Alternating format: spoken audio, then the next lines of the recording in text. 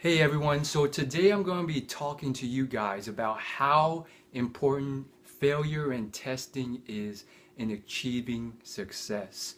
Now, I have so many examples to give you guys of successful people or companies who have done this, and I've boiled it down to a few that I'm going to show with you guys. But before you do that, if you're not subscribed, go ahead and hit the subscribe button down below if you want to see more of this content for free.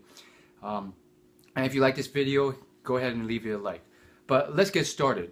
So, failing is a nuanced term. You want to fail in situations that are in reality low risk failures. In that when you fail, you don't really lose much, but you gain tremendously in the knowledge that you acquire through failing so many times. And that is different from failing exceptionally badly. An example being long-term capital. It was a business, I guess you can say, though it was more so economic and a hedge fund in certain ways that basically almost took down the whole economy and the global markets when it failed because it was so involved in making money that I was doing all a bunch of risky bets, all sorts of stuff on margin, and that almost brought down all of us. So you have to have the right type of failing, and a lot of people think that they have that analysis down to a key, so they know what's proper failing and what isn't, but oftentimes they don't. So let me give you some examples of successful people who have done it right.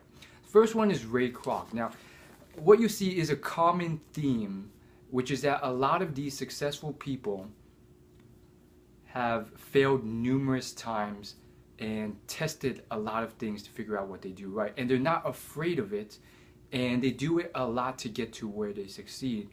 And Ray Kroc's a great example, and he is, I guarantee you, someone you know indirectly. You may not recognize the name Ray Kroc, but do you recognize the brand McDonald's? Probably. It's one of the biggest companies in the world, billion-dollar company now, and it has served billions, as I'm sure you know. So Ray Kroc is one of these people who found McDonald's, and that's one of the things I love about history. It's not like it's some far-off thing that's mythical and unreal. This is stuff that's happening, and it's still happening now. We are living and creating history as we speak. Ray Kroc did not live that long ago, and he helped start and create McDonald's to what it is today. And he wrote a book, and one thing he said in the book was that he tested certain things, and one thing that was put up to him was a fish sandwich. You might recognize it as the Filet-O-Fish now. And he thought it was the stupidest thing. He thought it wouldn't sell. But he went along and tested it anyways. And it's now one of the most, if not the most sold fish sandwich in the world. And in addition to that, Ray Kroc had a invention of his own, which was this pineapple hamburger. And he thought it was like the most amazing thing ever, and he thought it'd sell, and it just flopped. And so that's one of those things where you have to test and fail and be really just free with testing and failing. Another great example is another person who's made a lot of money. His name's Sam Walton. You might not recognize him, but I'm sure you recognize the brand Walmart.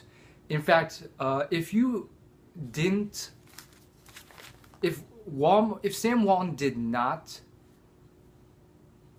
give his money that he made and split it up for all his children, I believe he had 4 or 5 children, he would be the most wealthiest person in the world many times over. If you added up all the money that his children have right now, it's many times over the amount that the richest people in the world right now have. Right now, it's Bill Gates is up there, but that's saying something incredible. And Sam Walton was the richest person in the United States back when he was alive, and he's created enormous wealth through Walmart. one of the biggest establishments ever. And I don't want to go on a tangent, but his story is amazing. With Walmart being the underdog, which is incredible because you don't think of Walmart as the underdog anymore right now as a discount store company. But why I bring about Sam Walton is because he started Walmart, and he is known, and he was remarked by one of his peers as the person, and this is how he quoted it: "I've never met someone more able than Sam, more willing to fail than Sam. I've never met someone more willing to fail than Sam." And basically what Sam did was he always tested and tried different things in all sorts of the different fields that Walmart occupied in terms of the departments that had to be underway and the different things that had to go for the business to work, which was actually a surprisingly large amount of stuff.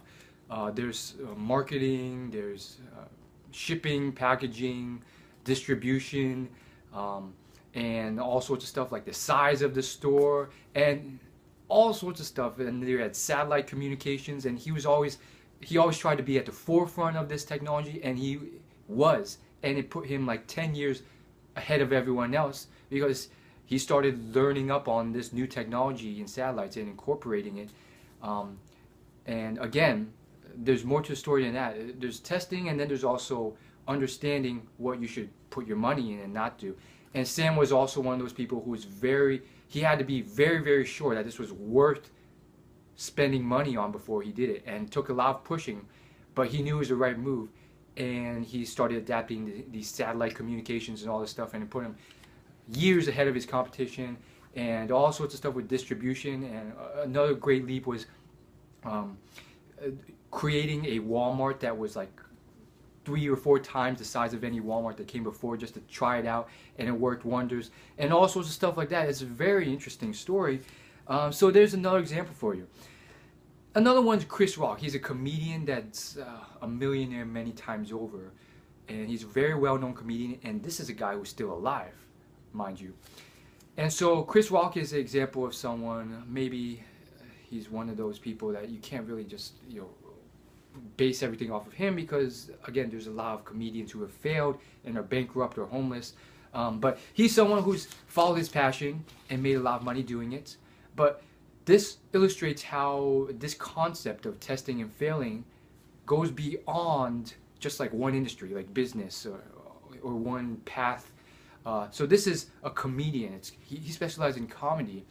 And what he found, what I found after reading a book on him, book review coming soon on my channel, basically what he did was he finally got accepted and invited to do this comedy segment on a very big TV special. I think it was HBO.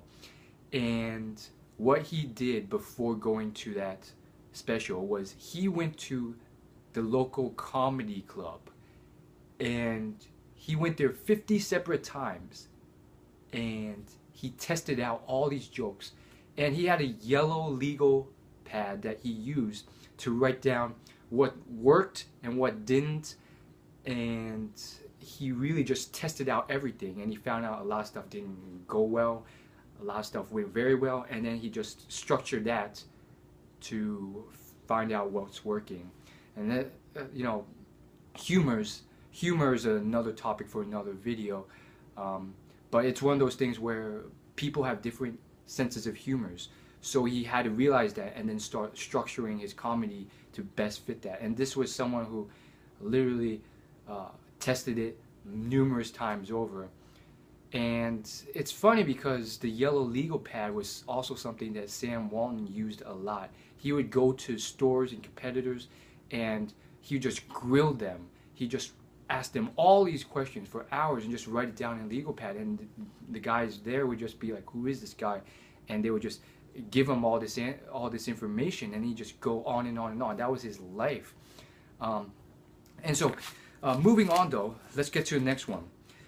Thomas Edison. Thomas Edison, is known to have over 1,000 patents to his name, and he did a lot of incredible stuff. Not just invent the light bulb. He had over 1,000 patents to his name, and he said that it took him over 1,000 failed experiments to get one successful patent. And if you do the math on that, that's like over 1 million experiments that he had to go through to get 1,000 patents. And the incredible thing about all this is that Thomas Edison, he's also a person who started General Electric, which is like one of the only companies to still be around in the Dow Jones Industrial Average, which are pretty much like the 30 top companies in the world or in the United States. And basically businesses fall off of that list because of the highly competitive world we live in.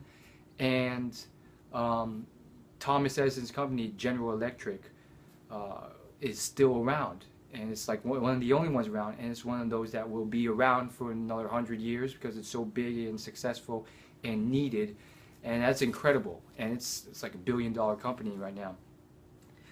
Moving on to the next thing, the pipe experiment. So a pipe experiment is this experiment done, and I'll leave a link in the description to it if I can remember.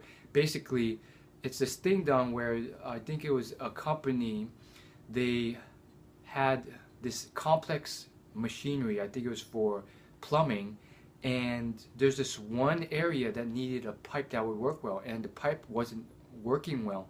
And so they started off with just 10 variations of the pipe, and then with the one that worked the best, they kept that general structure and started innovating and altering it slightly. And so now they had they took 10 adaptations, 10 different versions of the pipe that worked best. And then with that, they found the pipe that worked best, and they did 10 different slight changes to that. And they kept doing this and did multiple iterations of this until they had this very bizarre, weird looking, very complicated looking pipe. And they had no idea why it worked well, but it worked goddamn well. And I think that's a great example of how failure in testing works in the real world, because sometimes things aren't just all simple and dandy. Things are complicated, and physics can get very complicated, and sometimes that's the best solution for the most efficient, quickest way of getting there.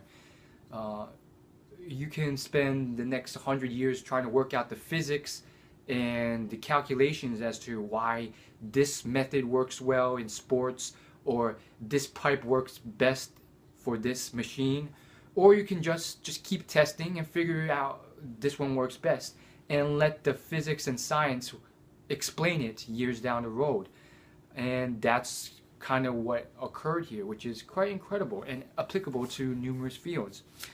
Finally, I guess I just want to conclude with saying that businesses can use this in a lot of ways. Pricing, testing your pricing is very important. Oftentimes, pricing for a business is not some linear thing where it's like you make more money the higher you price it, or vice versa. Oftentimes, it can be a convoluted equation or something more complicated. Doubling the price could double or 10x how much you earn. Maybe even changing the price to 10x what you're charging now could bring in 100x what you earn, or it could go the reverse way. And a clear example of that is Sam Walton's business, where he literally realized that discounting, which was very low prices but high volumes of goods sold, made you a lot more money. And if he didn't adopt this soon, he would have gone bankrupt with his current business, which was not discounting. And I think this whole video is very useful, especially the thing about pricing, because for businesses, like there are actual real life scenarios that I've learned about where finding the right price can save you millions of dollars. And there are $1 million businesses who literally, because they didn't test prices and figure out what worked, they lost millions of dollars. And then when they finally figured it out, boom, their money went through the roof. But when you look at it in hindsight, it's like if you had figured that out earlier, you could have made millions more dollars. So it's very interesting, and that's all I really want to say for this video. Leave it a like if you like this video. Thank you so much for watching the whole thing. Go ahead and share this video with someone you find would like this video if you think you're a helpful person, or you think this is something that interests people or can help someone. Let me know in the comments what your favorite part about this is, what you think you learned from this, and what you think you can use to better your life using this. And I'll see you in my next video if you've subscribed. Hit the subscribe button down below. I'll see you guys later. Thanks for watching.